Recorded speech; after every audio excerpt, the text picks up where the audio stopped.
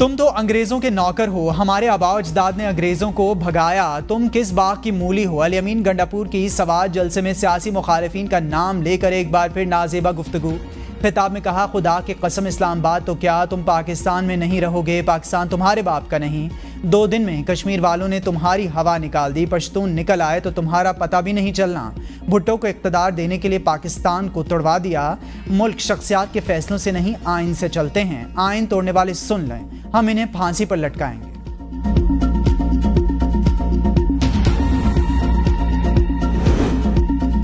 Governor Faisal کریم کنڈی کا وزیر اعلیٰ خیبر پختونخوا علی امین گنڈاپور کو مناظرے کا چیلنج۔ کہا، علی امین کو دعوت دیتا ہوں، اپنی مرضی کا چینل چن لیں اور مناظرہ کر لیں۔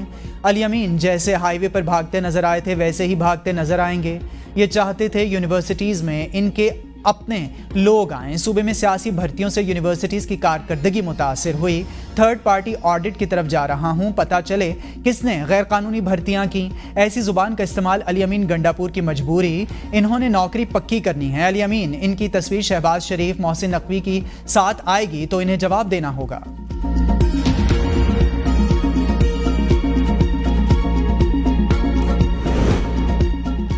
وزیر اعظم شہباز شریف چین کا 5 روزہ دورہ مکمل کر کے وطن واپس پہنچ گئے۔ وزیر اعظم کے دورہ چین پر پاکستان اور چین کا مشترکہ اعلامیہ۔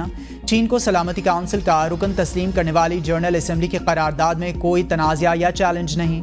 ترجمان دفتر خارجہ کے مطابق پاکستان کا تائیوان کو چین کا ناقابل تنسیق حصہ ماننے کا اعادہ۔ Pakistan one China policy, Xinjiang, Xizang, Hong Kong اور بحیرہ جنوبی چین پر چین کا بھرپور حامی۔ تائیوان کی آزادی کی کسی بھی شکل کی مخالفت، فریقین کا بنیادی مفادات پر ایک دوسرے کے لیے غیر متزلزل حمایت کا اعادہ۔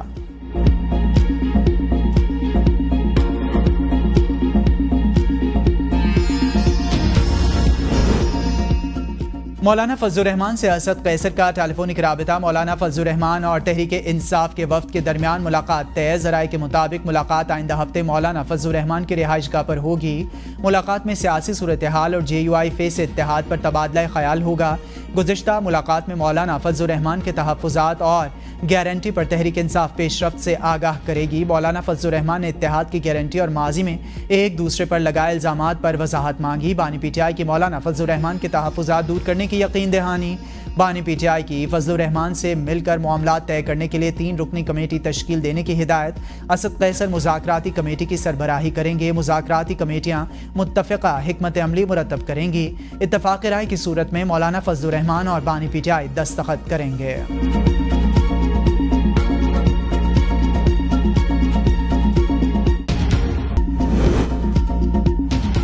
بانی PTI نے کہا، ملک سے زیادتی کرنے والوں کو معاف نہیں کروں گا۔ بیرسٹر گوہر کا سوات میں جلسے سے خطاب۔ کہا، بانی PTI جیل میں بھی اپنے نظریے پر کھڑے ہیں، ہم پر جو ظلم ہو رہا ہے اس کو بند کیا جائے، ملک قانون کے بغیر نہیں چل سکتا۔ بانی PTI جلد جیل سے باہر ہوں گے۔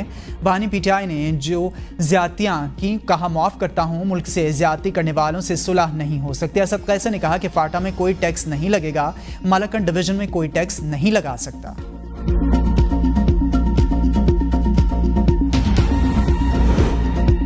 سپریم کورٹ کے فیصلے کو غلط انداز میں پیش کیا گیا تو سوموٹو لینا چاہیے تھا۔ شاہد خاقان عباسی کہتے ہیں، عدلیہ پر عوام کا اعتماد ہوتا ہے، عدلیہ الیکشن کرائے تو زیادہ قابل قبول ہوتا ہے، اس کے ساتھ سیاست نہیں چل سکتی جس کا انتخاب نون لیگ نے کیا۔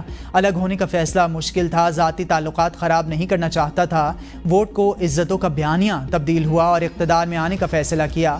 ملاقات میں نواز شریف کو کہا، پارٹی ٹکٹ پر الیکشن نہیں لڑ سکتا۔ گارڈ کی فائرنگ سے کچرا چننے والے بچے کی ہلاکت پر وزیر اعلیٰ سندھ کا نوٹس۔ گارڈ کو گرفتار کر کے رپورٹ پیش کرنے کا حکم۔ وزیر اعلیٰ سندھ کا انڈر ٹریننگ گارڈز کو اسلحہ دینے والی کمپنیز کے خلاف کارروائی کا حکم۔ ہوم ڈپارٹمنٹ کو سیکیورٹی کمپنیز کے انسپیکشن کی ہدایت۔ نوجوان کی ہلاکت کا مقدمہ والد کی مدعیت میں درج۔ گارڈ کی فائرنگ کی CCTV فوٹیج میں سیکیورٹی گارڈ رمضان کو اسلحے سمیت فرار ہوتے دیکھا جا سکتا ہے۔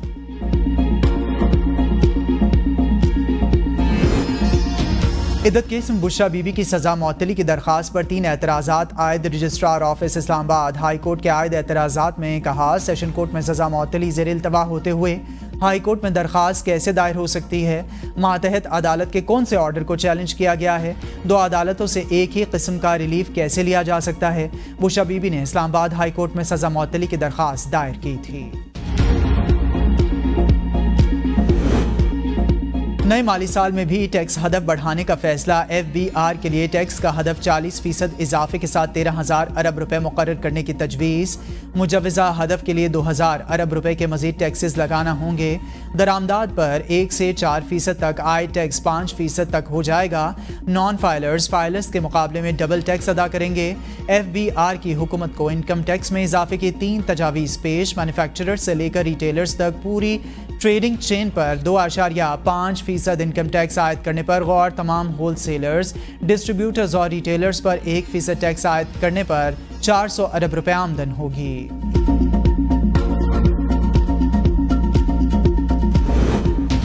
IMF की तजवीज़ मुस्तरद। हुकूमत का खैबर पख्तूनख्वा के ज़मशुदा अजला को आइंदा माली साल में टैक्स छूट देने पर गौर।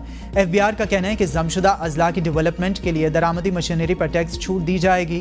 कारोबार, फैक्ट्रियों पर इनकम टैक्स, सेल्स टैक्स और FED पर छूट होगी। ज़मशुदा अजला के लिए टैक्स छूट माशी हालात बेहतर ना होने के बायस दी जाएगी। ज़मशुदा अजला को मज़ीद 1 साल के लिए टैक्स छूट देने की तजवीज़ तैयार की गई।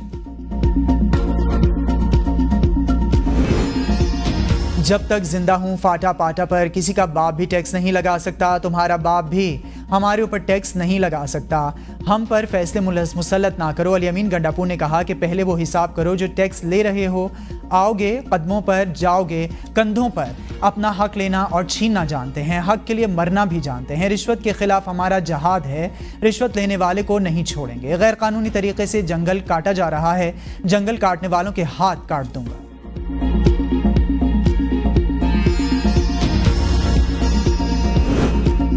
हमें पैदल चलने की ज़रूरत है। अगर आप चाहें तो तमाम जजेस को साइकिल मुहैया किए जा सकते हैं।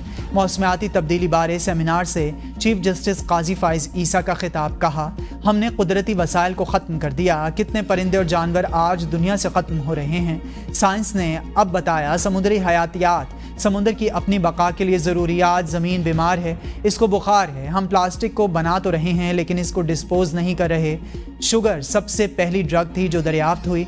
जस्टिस मंसूर अली शाह ने कहा, पाकिस्तान के लिए मौसमियाती तब्दीलियों से निपटना आसान नहीं। मौसमी तब्दीलियों से क्लाइमेट फंड के बगैर नहीं निपटा जा सकता।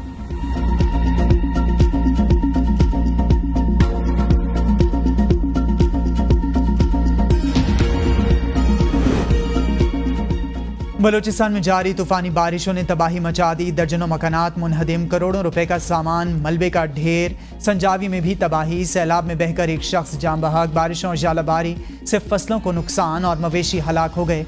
इंतजामिया ने विचवानी डैम का वॉल खोल दिया। शहर की दुकानों में सैलाबी पानी दाखिल। गुज़िश्ता रात कली जाफर, शाहमीर, गरीबाबाद, कली जमान और कली हयात खान नासिर में सैकड़ों मकानात मुनहदिम हुए।